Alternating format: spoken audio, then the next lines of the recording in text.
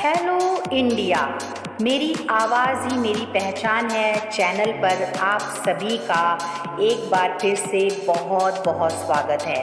शायद आप लोग ये सोच रहे हों कि अभी हम काफ़ी टाइम बाद आप लोगों से रूबरू हो रहे हैं या बात करने के लिए आए हैं, तो आप बिल्कुल सही सोच रहे हैं कि आज हम एक बहुत ही अच्छी स्टोरी पे बात करेंगे। और आपको तो पता ही है कि जब मैं कोई स्टोरी आप लोगों को सुनाती हूँ तो उसमें कोई एक अच्छा सा संदेश ज़रूर छिपा हुआ होता है।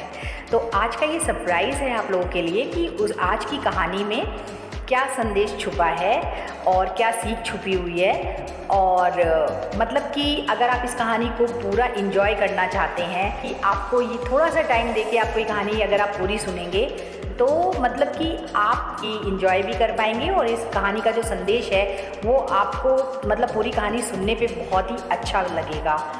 और फिर शुरू करते हैं। अब मैं आपका बिल्कुल भी टाइम नहीं लूँगी और हम शुरू करते हैं आज की स्टोरी पर। सबसे पहले मैं एक और रिक्वेस्ट करना चाहूँगी कि जो भी लोग हमारे चैनल पर पहली बार आए हैं तो प्लीज़ आप हमारे चैनल को सब्सक्राइब कर लीजिए। और अगर आपको कहानी पसंद आए आप लास्ट में लाइक दे सकते हैं अगर आपको कहानी पसंद आए।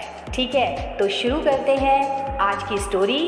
Welcome back to the our channel. एक छोटे से गांव में एक बहुत ही बड़े बाबा जी रहते थे, यानी कि बहुत ही पहुँचे हुए बाबा जी रहते थे। और वो इतने ज़्यादा उस गांव में फेमस थे कि सबका ये मानना था या सबकी ये मान्यता थी उनके प्रति कि अगर वो किसी को आशीर्वाद दे दें तो उसको फलने फूलने से कोई नहीं रोक सकता।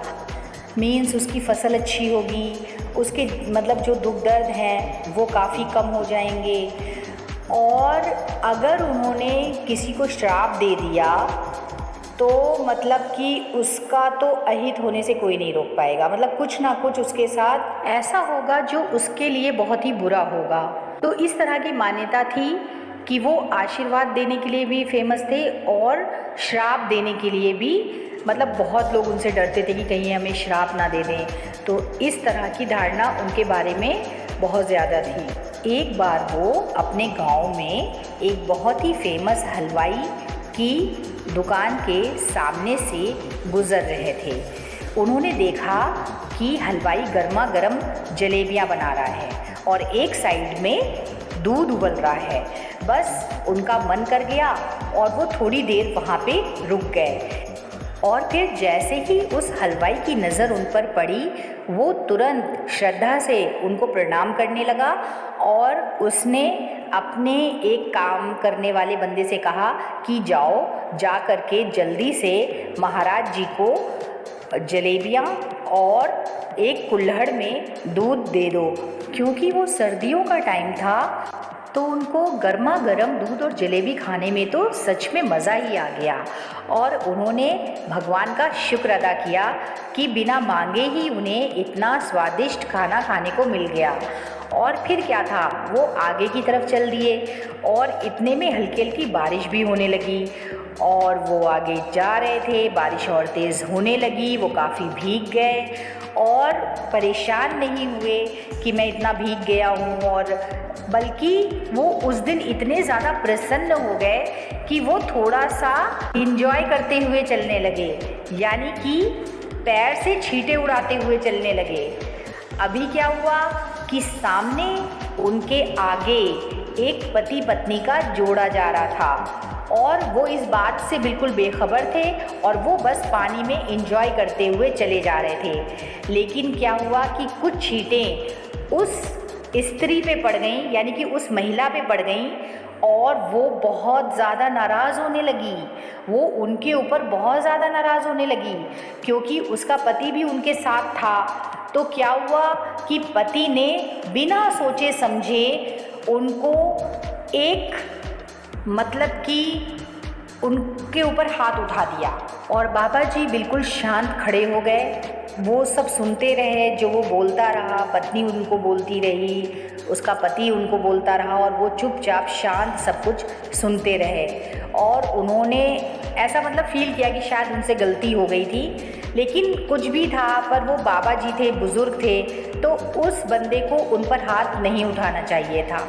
और उस समय बहुत सारे गांव के लोगों ने वो सारा कुछ होते हुए देखा, तो सबका यही कहना था कि ये चीज़ें सही नहीं हुई, कि उसको हाथ नहीं उठाना चाहिए था। खैर फिर क्या हुआ, पति पत्नी आगे चले गए, बाबा जी भी अपने रास्ते पे चले गए।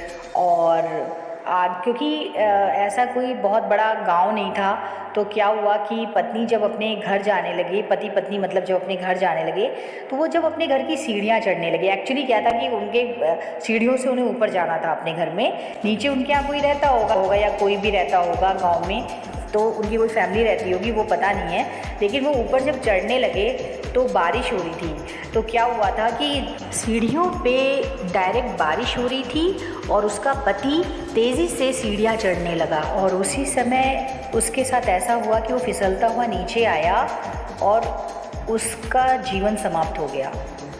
इतने में पत्नी को मतलब इतनी हैरानी हुई, वो वहीं खड़े होकर रोने लगी। और मतलब कि जब यही बाबा जी उसी रास्ते से गुज़रे तो वो भी हैरान हो गए कि ये क्यों रो रही है, इसको क्या हो गया, और इसका पति क्यों यहाँ पर, ऐसे क्या हो गया इसके साथ। तो उसके खून वगैरह निकल रहा था, तो वो भी परेशान हो गए। लेकिन पत्नी देखते ही बाबा जी को पहचान गई और कहने लगी, आपने इनको श्राप दिया है, आपकी वजह से इनके प्राण गए हैं, आपने ऐसा क्यों किया, आपने क्यों श्राप दिया इनको, आपने इनको श्राप दिया है। अगर इन्होंने मार दिया था तो आप क्षमा कर देते, आपने श्राप क्यों दे दिया, अब मैं क्या करूँगी। मैंने इसे कोई भी श्राप नहीं दिया है, ये मेरी वजह से नहीं हुआ है, कि मैं तो आप लोग को जानता भी नहीं हूँ, बस ये है कि आप लोग इसी गांव के हैं, लेकिन मैंने इनको कोई भी श्राप नहीं दिया है, ये सब भगवान की मर्ज़ी से हुआ है, भगवान की मर्ज़ी। तो वो समझने को तैयार नहीं थी ये बात। तो उन्होंने बहुत ही मतलब उससे कहा, एक मिनट तुम आराम से बैठो, पहले मेरी बात को समझो। फिर उन्होंने यहाँ पे बहुत ही ध्यान से सुनिएगा कि बाबा जी ने उस स्त्री से क्या कहा। उन्होंने कहा कि जिस तरह तुम्हारे पति ने तुम्हारी रक्षा की, तुम्हारे लिए मेरे ऊपर हाथ उठाया, यानी कि वो तुम्हें बहुत ज़्यादा मानता है और वो तुम्हारे लिए खड़ा हुआ।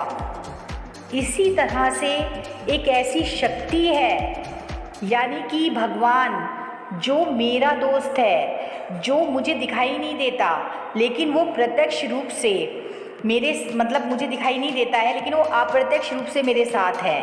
और क्या हुआ कि जैसे तुम्हारे ऊपर छिट्टे पड़ी थी, लेकिन उसका बदला तुम्हारे पति ने मेरे साथ लिया, यानी कि उसे बुरा लगा, तुम्हारे पति को ज़्यादा बुरा लगा। उसी तरह से यही चीज़ हुई है कि जो व्यवहार तुम्हारे पति ने मेरे साथ किया, मुझे बुरा नहीं लगा, लेकिन मेरा भी एक परमात्मा जो दोस्त है, उसे बुरा लगा, इसलिए ये सज़ा उसकी तरफ से मिली है। आप समझ रहे हैं इस बात को कि वो महात्मा जी क्या समझा रहे थे उसको। मतलब ये कि वो तो असहाय थे, बुजुर्ग थे, बूढ़े थे, वो उस समय उसका सामना नहीं कर सकते थे, लेकिन जो उनसे जो भी गलती हुई, लेकिन जो व्यवहार उनके साथ किया गया, उसका बुरा किसको लगा, भगवान को लगा, परमात्मा को लगा, कान्हा जी को लगा।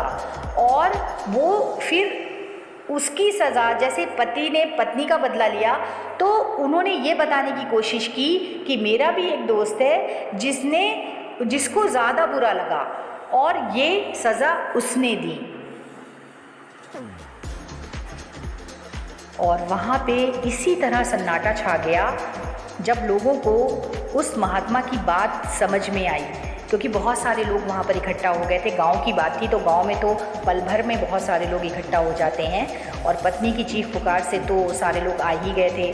तो ये बात जब सबको समझ में आई ना, मतलब बहुत ही मीनिंगफुल बात थी ये, तो जब उन्हें समझ में आई ना, तो पत्नी शांत हो गई। और आप समझ ही गए होंगे कि इस कहानी से हमें क्या संदेश मिल रहा है। मतलब यही संदेश मिल रहा है ना, जो आपने कभी सुना होगा कि ऊपर वाले की लाठी में आवाज़ नहीं होती, ये उसी से रिलेटेड है। शायद ये स्टोरी जो है, मतलब जहाँ तक मैं समझ पा रही हूँ, जिसका कोई नहीं होता ना, उसका ऊपर वाला होता है और वो मदद करने के लिए आ जाता है। इसलिए हमें कभी किसी को ये नहीं समझना चाहिए कि अरे ये तो मतलब बूढ़े हैं या अकेले हैं और इनका तो कोई नहीं है, तो आप इनके साथ चाहे जो भी करो। तो कहते नहीं है जो कमज़ोर लोग होते हैं उन पे ताकतवर लोग हावी हो जाते हैं। तो ये चीज़ है, ये इस कहानी का संदेश है कि आप जिनको बुज़ुर्ग समझ रहे हो या जिनको कमज़ोर समझ रहे हो, उनके ऊपर भी एक चीज़ है, एक शक्ति है जो अदृश्य रूप में है। और फिर जब वो आपको सज़ा देगी तब आपको ये चीज़ समझ में आएगी कि हाँ, उसका भी कोई दोस्त है जो दिखाई नहीं देता है, पर वो बहुत ज़्यादा शक्तिशाली है। ठीक है, तो ये सीख है इसमें कि हमें कभी भी किसी को कमज़ोर नहीं समझना चाहिए और कभी भी किसी पे अत्याचार नहीं करना चाहिए।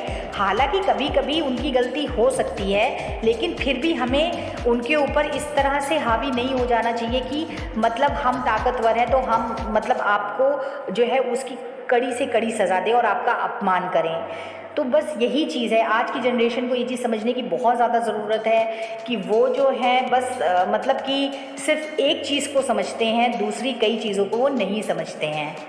तो हमें यकीन है कि जो लोग भी हमारी ये स्टोरी मतलब सुन रहे होंगे, वो हमें ऐसा नहीं करना है और आगे और लोगों को भी ये बात समझानी है कि हमें किसी को कभी कमज़ोर नहीं समझना चाहिए, क्योंकि हमेशा एक शक्ति है जो उनके साथ हमेशा रहती है और उसे बुरा लगता है। मतलब यहाँ पर मैं एक चीज़ पे मतलब हाईलाइट करूँगी, जिसको बुरा लगना, जैसे आपके अपने को बुरा लग सकता है ना अगर आपके साथ कुछ किया जाए, वैसे ही आपको दिखाई दे रहा है कि कोई अकेला है, लेकिन ऐसा नहीं है, उसका अपना है कोई जिसे और ज़्यादा बुरा लग सकता है।